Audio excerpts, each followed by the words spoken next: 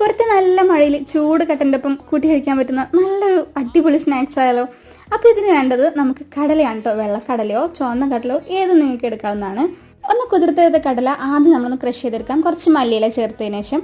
പിന്നെ നമുക്ക് അതൊന്ന് അരഞ്ഞു വന്നതിന് ശേഷം ഇതിലേക്ക് ഒരു സവാള, 2 പച്ചമുളക്, ഒരു ചെറിയ കഷ്ണം ഇഞ്ചി, കുറച്ച് കറിവേപ്പില, ഇതെല്ലാം കൂടെ അരച്ചെടുത്ത കൂട്ടിലേക്ക് നമുക്ക് ഒരു 3 ടീസ്പൂണോളം മൈദപ്പൊടിയും 1 ടീസ്പൂൺ അരിപ്പൊടിയും ആവശ്യത്തിന് ഉപ്പ്, ഒരു 1/4 ടീസ്പൂണോളം മഞ്ഞൾപ്പൊടിയും കൂടെ ചേർത്ത് നന്നായിട്ടൊന്ന് മിക്സ് ചെയ്തെടുക്കാം.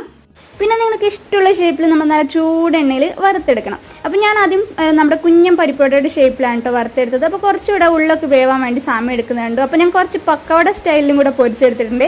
അപ്പോൾ നല്ല കാറ്റും മഴയാണ്, ആ സമയത്ത് നല്ല ചൂട് കട്ടൻ്റെ കൂടെ നമുക്ക് നല്ല കുറച്ച് കഴിക്കാൻ വേണ്ടിയിട്ട് നല്ല ക്രിസ്പി ആയിട്ടുള്ളതാണ് കേട്ടോ. അപ്പോൾ എല്ലാവരും ട്രൈ ചെയ്ത് നോക്കണേ. എന്നിട്ട് നിങ്ങളുടെ ഫീഡ്ബാക്ക് കൊണ്ട് അറിയിക്കാൻ മറക്കരുത്. വീണ്ടും മറ്റൊരു വീഡിയോ ആയിട്ട് വരാം. Okay, by.